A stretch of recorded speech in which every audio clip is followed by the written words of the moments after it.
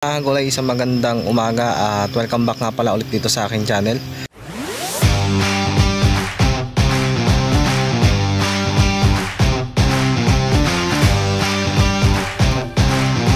Ayan, so ngayon medyo natagalan tayo mag-update. Medyo natagalan tayo sa pag-upload ng video at medyo naging busy tayo nitong karang araw. So ngayon nandito ako sa Sulapa, dito sa ampalayahan po ni Titrole. Ayan, so makikita nyo ito yung ampalaya. So hindi pa siya masyado nagsasalubong, bago lang. Ngayon papakita ko sa inyo yung ginagamit nilang power spray. So power spray po siya na namsak pero nakadrum po siya. So papakita ko sa inyo yung ginagawa nilang pag-i-spray dito sa ampalaya. So yun, tara. So pupuntahan natin mga kagulay yung ginagamit nilang pang spray. So bali mga kagulay, ito yung binubutasan ko noon na balag ng ampalaya. So ito na po siya. So nung kahapon nakaharvest sila dito ng 100 bundle or 1,000 kilos dito. Ayan, so pakita ko sa inyo yung ginawa nilang power spray.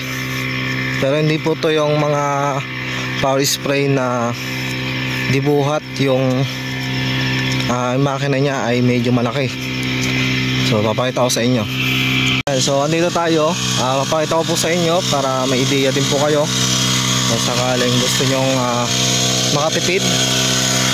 Ayan, so ito yung hose na mahaba. Ito yung drum.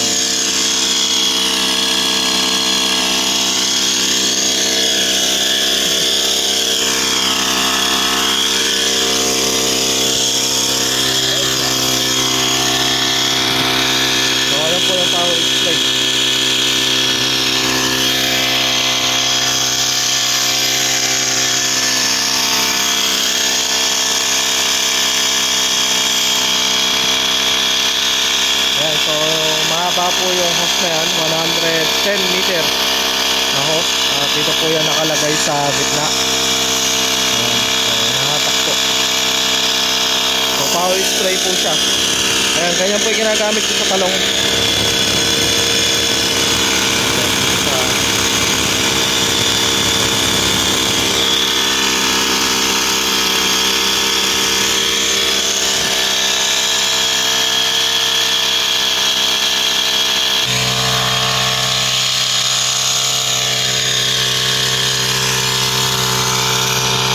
Nilagyan po siya ng hose na may salaan papunta sa drum.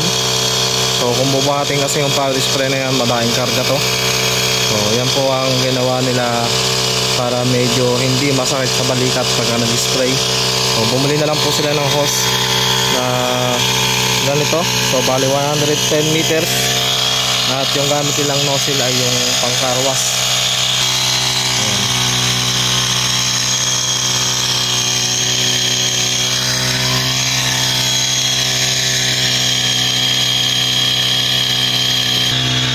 Ayan, so makikita nyo nasa gitna ito.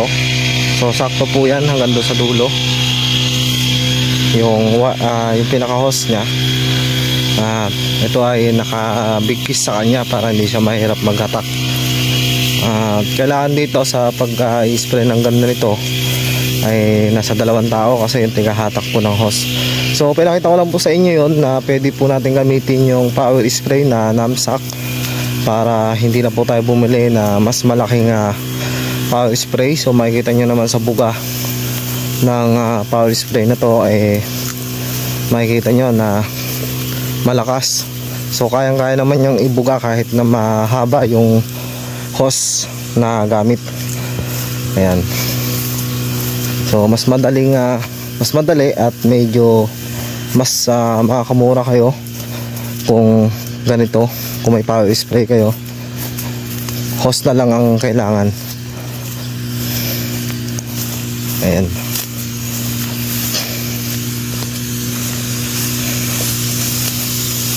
As nila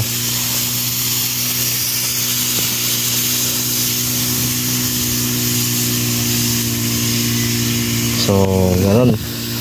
Kita nyo, maganda yung buga. Pino. Ayan, so ito yung kanyang hose. Ayan, yung hose na yan may ply, kaya hindi siya lumulukot o hindi siya nababali kahit mag-ikot-ikot siya. So may goma siya o ply para hindi siya mabali. So kahit umikot na siyang ganon, hindi siya magbubuhol-buhol. Ayan.